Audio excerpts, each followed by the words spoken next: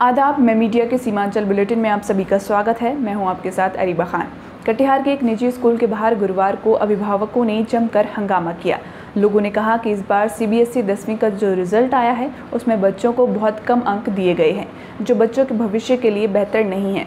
लोगों ने कहा कि विभिन्न छात्र छात्राओं को स्कूल से संपर्क किया तो अंक सुधारने की एवज में 10,000 से 12,000 रुपये तक की मांग की गई। वहीं लोगों ने बताया कि स्कूल की 10वीं की सीबीएसई की मान्यता भी नहीं है। स्कूल प्रबंधन द्वारा इस स्कूल में नामांकन दर्ज कराने के बाद दूसरे स्कूल से रिजल्ट दिया जा रहा है। लोगों ने कहा कि इस मामले को लेकर बुधवार को जिला अधिकारी को आवेदन भी दिया जा चुका है और जांच की मांग की गई है। सुनिए प्रदर्शन कर रहे अभिभावकों ने क्या कहा है। कोविड-19 के अंदर प्रोटोकॉल के अंदर यह क्लियर है कि किसी भी सब्जेक्ट में बच्चों को फेल नहीं किया जाएगा, लेकिन आप देखेंगे मेरे पास एविडेंस है, बहुत सारे बच्चों को साइंस में इन केस ऑफ थ्योरी उसमें सबको फेल किया गया है, बहुत कम नंबर दिया गया है। अररिया जिले में एक निजी स्कूल के शिक्षक द्वारा सीबीएसई बोर्ड के मैट्रिक रिजल्ट में अधिक नंबर देने को लेकर छात्रों को फोन कर पैसों की मांग की जा रही है, जिसका एक सोशल मीडिया पर वीडियो काफ़ी तेज़ी से वायरल हो रहा है। सामाजिक कार्यकर्ताओं के द्वारा स्कूल के प्रधानाचार्य से मिलकर मामले से अवगत कराया गया तथा इस मामले में निष्पक्ष जांच कर पैसा मांगने वाले शिक्षक पर कार्रवाई करने की मांग रखी गई है। बता दें कि स्कूल के एक शिक्षक के द्वारा छात्रों को व्हाट्सएप पर कॉल करके सीबीएसई बोर्ड के मैट्रिक रिजल्ट में अधिक नंबर देने के लिए पैसों की मांग की जा रही थी। इस मामले में स्कूल के प्रधानाचार्य ने कहा है कि टीम गठित कर मामले की जाँच की जा रही है। सुनिए क्लिप का एक हिस्सा। कितना % नंबर है पता है तुमको? नहीं सर। देखो ऐसे जनरली 30,000 लग रहा है, ठीक है? Yes sir. 80-85% नंबर मिल जाएगा 30,000 में। Yes sir. समझा? सर कुछ कम बेस कीजिएगा ना सर, आप थोड़ा प्लीज सर। इसीलिए कम बेस करने के लिए बात करेंगे तो वही ज्यादा होगा। कितना बताया? 25,000 सर। हाँ, 25,000 से कम नहीं जाएगा। किशनगंज सांसद डॉक्टर मोहम्मद जावेद आज़ाद ने लोकसभा में सीमांचल की बाढ़ की समस्या को लेकर एक सवाल के जवाब में केंद्र सरकार के जल शक्ति मंत्रालय ने कहा है, केंद्र सरकार इस मामले में तकनीकी मार्गदर्शन प्रदान करके और महत्वपूर्ण क्षेत्रों में बाढ़ प्रबंधन के लिए प्रोत्साहन वित्तीय सहायता प्रदान करके राज्यों के प्रयासों को पूरा करती है। केंद्र सरकार द्वारा फ्लड मैनेजमेंट प्रोग्राम के तहत बिहार को मार्च 2021 तक 924.41 करोड़ की सहायता राशि प्रदान की गई है, जिसके अंतर्गत बिहार सरकार ने महानंदा और उसकी सहायक नदियों से किशनगंज, अररिया, पूर्णिया और कटिहार जिलों में बाढ़ सुरक्षा के उद्देश्य से 5 चरणों में महानंदा बाढ़ प्रबंधन कार्यक्रम पर विचार किया है। इस कार्यक्रम के तहत महानंदा और उसकी सहायक नदियां सहित मेची, परमान इत्यादि नदियों पर 1194.291 किलोमीटर की लंबाई का तटबंध बनाए जाना है। इस कार्यक्रम में लगभग 95 किलोमीटर की लंबाई की मौजूदा तटबंध को ऊपर उठाना और मजबूत करना भी शामिल है। चरण 1 का कार्य पूरा किया जा चुका है और इस पर अब तक लगभग 68 करोड़ रुपए की राशि प्रदान की जा चुकी है। चरण 2 के संबंध में जल संसाधन और गंगा संरक्षण विभाग जल शक्ति मंत्रालय द्वारा तकनीकी आर्थिक स्वीकृति प्रदान की गई है। अररिया में पिछले दिनों एक टोटो चालक की हत्या कर उसके शव को अररिया के आरएस थाना क्षेत्र रहितपुर के समीप फेंक दिया गया था। हत्यारों की गिरफ्तारी को मांग को लेकर मृतक का भाई आर्मी जवान समड़ाले के सामने धरने पर भी बैठा था। इस मामले का उद्भेदन करते हुए हत्या में शामिल 4 अपराधियों में से एक को गिरफ्तार किया गया है, जबकि मृतक के टोटो के साथ 2 अन्य युवकों को गिरफ्तार किया गया है। जानकारी देते हुए अररिया एसडीपीओ पुष्कर कुमार ने बताया कि अररिया के ककोड़ा बस्ती निवासी एक टोटो चालक की गोली मारकर हत्या कर दी गई थी तथा उसके टोटो को लेकर अपराधकर्मी फरार हो गए थे। इस मामले में आरएस थाना में प्राथमिकी दर्ज करवाई गई थी। एसडीपीओ ने बताया कि गिरफ्तार सभी अपराधियों से जरूरी पूछताछ के बाद न्यायिक हिरासत में जेल भेज दिया गया है। आरजेडी के एक प्रतिनिधि मंडल ने गुरुवार को कटिहार में दिवंगत मेयर शिवराज पासवान के घर पहुंचकर पीड़ित परिजनों से मुलाकात की। प्रतिनिधि मंडल का नेतृत्व कर रहे मनेर विधायक सह प्रदेश प्रवक्ता भाई वीरेंद्र ने कहा कि हत्या के बाद नेता प्रतिपक्ष तेजस्वी यादव ने विधानसभा में मामला उठाया था। उन्हें कहीं जाना था, इसलिए उन्होंने मुझे पीड़ित परिवार से मिलने भेजा है। आगे उन्होंने कहा कि बिहार में हर आदमी असुरक्षित महसूस कर रहा है, चाहे वो विधायक, सांसद हो या आम जनता। 29 तारीख की घटना है, लेकिन अब तक प्रशासन मुख्य अभियुक्त के घर तक नहीं पहुंच पाया है। इसमें बहुत बड़ी साजिश है। सुनिए उन्होंने आगे क्या कहा।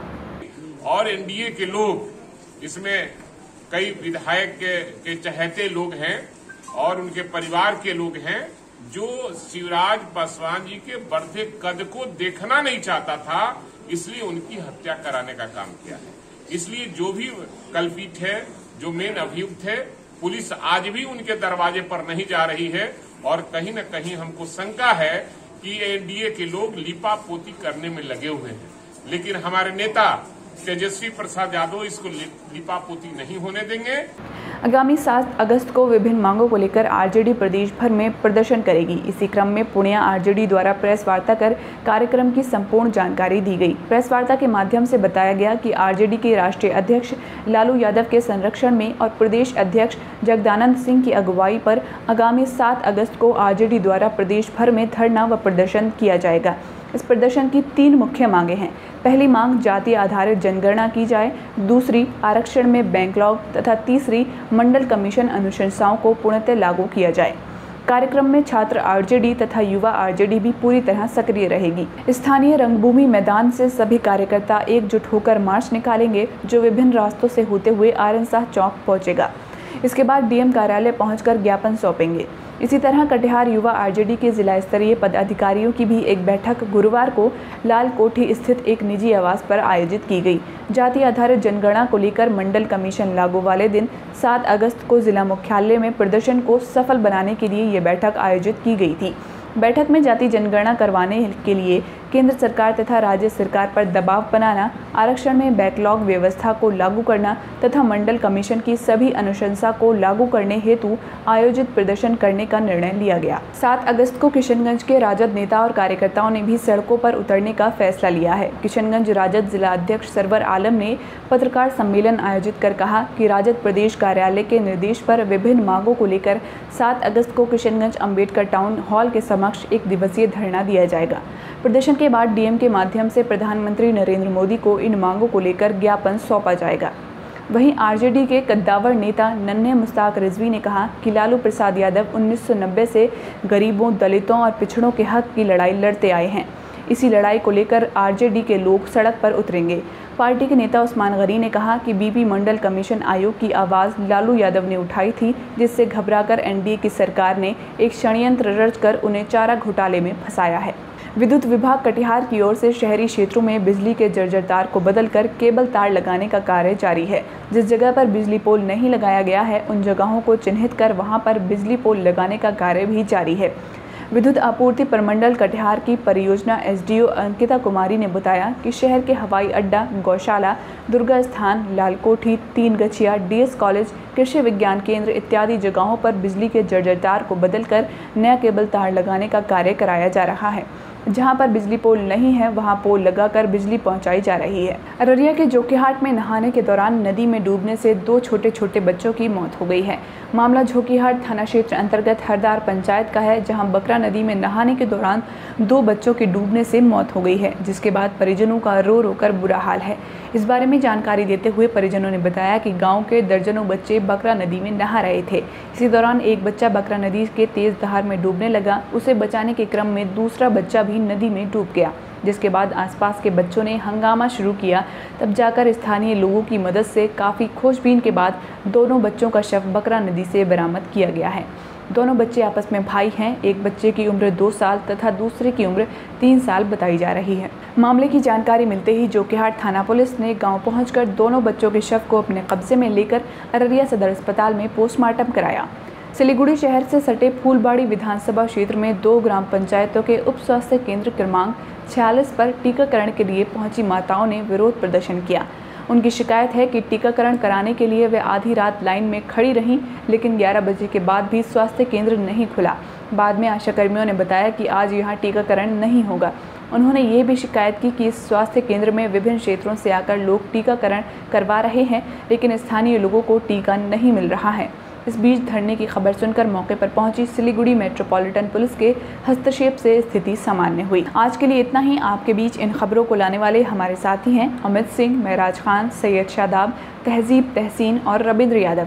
वीडियो आपको कैसा लगा कमेंट में ज़रूर बताइए। ये वीडियो अगर आप यूट्यूब पर देख रहे हैं तो हमारे चैनल को सब्सक्राइब कर लीजिए।